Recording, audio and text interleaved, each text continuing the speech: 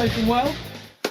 Today is Sunday the 8th of December. The flying conditions are dreadful. Blowing a gale, it's pouring down. So I'm here busy doing unboxings to get them out of the way. This is a pre-order I placed with Hobby King here in the UK. Let's get this awful dull looking box out of the way and see what it's hiding inside.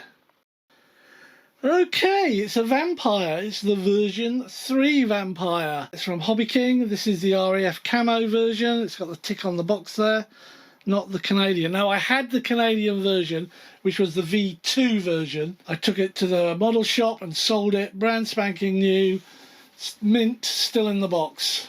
I took it to the model shop, sold it on, brand new item in the box. This one I absolutely intend to build.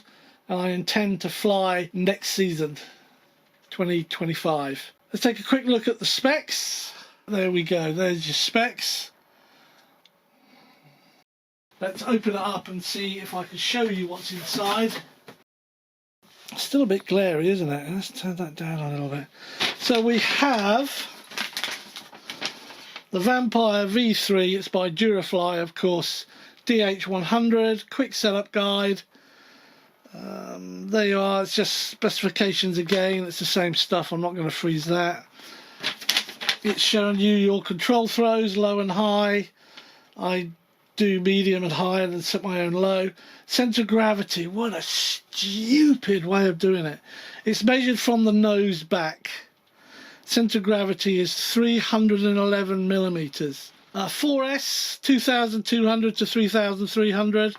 Well, we'll see when we do the build, won't we? Of the assembly. Right, let's move this to one side.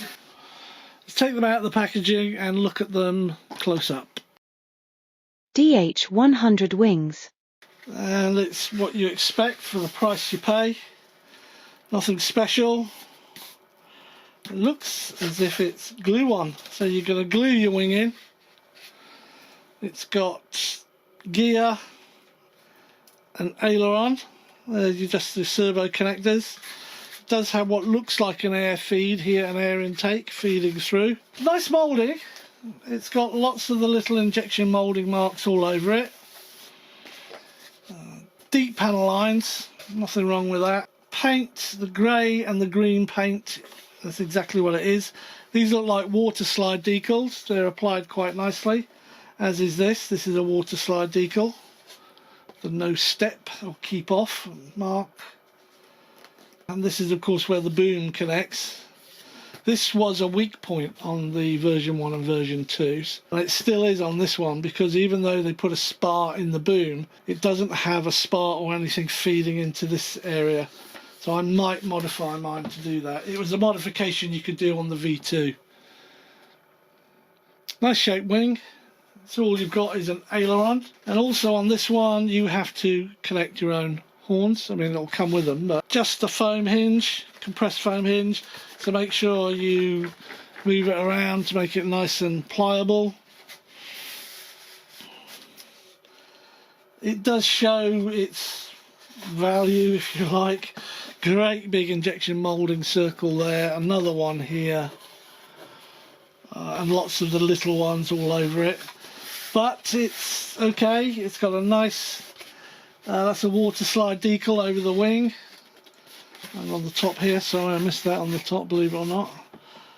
Retracts, they look okay, do check them for screwing and gluing, make sure everything's in there. It's just a hard wire, straight piece of wire, there's no spring or give on it, and they are 2-inch wheels. So should be okay for the grass. Yeah, and that's it. No lights or anything, but you can't have everything if you pay cheap. So that's one wing. Here's the other wing. I'm not taking it out of the bag, but it's exactly the same. It's got the water slide. Paint is nice, the coloration, the green and the grey. Water slide decals on it.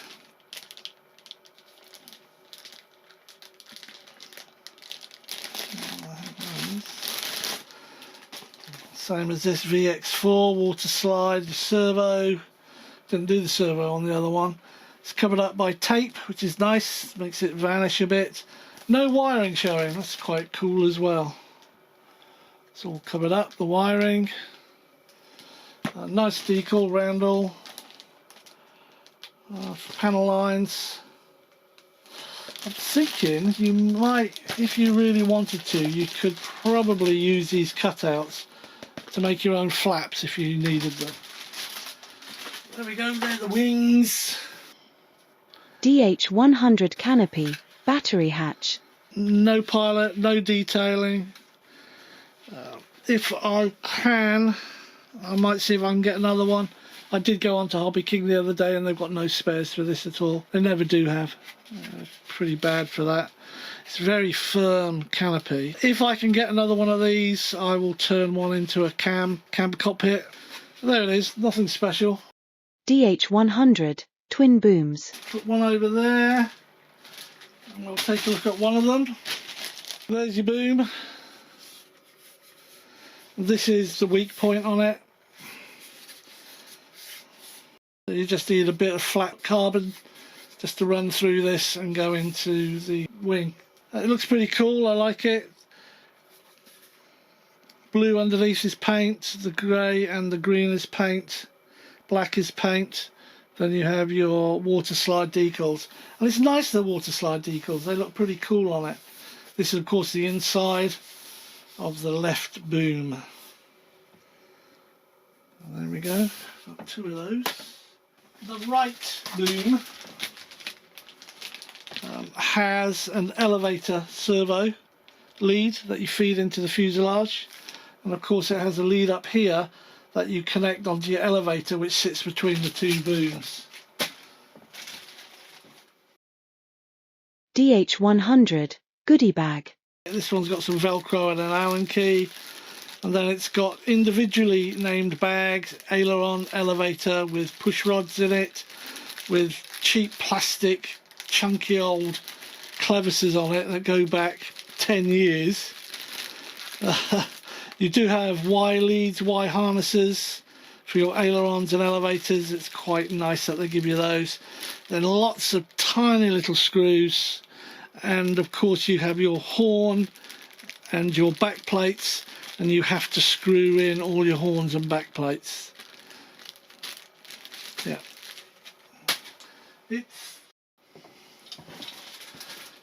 Here's your elevator. I'm not going to bother taking it out of the bag. This is quite smooth, this one. They've kept this smooth. Again, you have to install your own horn. It's a foam hinge, so make sure it's well manipulated to make it pliable. Servo lead. This is the one that comes from one of those. You glue this in. This is what back in the day we used to call ARTF, almost ready to fly. DH100 fuselage. Okay, here's our fuselage, stubby little old thing. Very nice paintwork, very nice mouldings. Plastic tip. Doesn't quite fit, I don't think. I think that's just shoved on there. Battery tray. Let's take a look in here. You've got a few wires. You've got your gear, which is your front retract. You've then got, what's this one? Throttle. Rudder, which is steering for the nose gear. XT60 connector, which is okay. Strap. You've got a 60 amp speed controller. Going to a crappy 5-blade fan unit. I mean, it's a V3 and it's still got a 5-blade fan unit in it. 64mm. I have a lot of 12-blade 64mm. I might be tempted to take that off, take that out and put in a much better one. The motor's okay, no problem with the motor in there. And it's got this extra bit of plastic here which reduces, well, does it reduce it? No, it doesn't, it keeps it the same. But they claim this is an additional piece to help improve thrust. This piece, but they could have put a new fan unit in it, for goodness sake. Cheat holes all on the underside, moulded into the foam. It's not a plastic grid, it's just moulded in. Yeah, little nose wheel, and the steering's done by pull wire.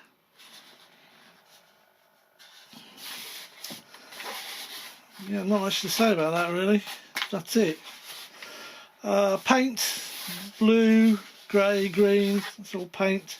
Water slide decal on the lightning bolts. A little K on the undernose there.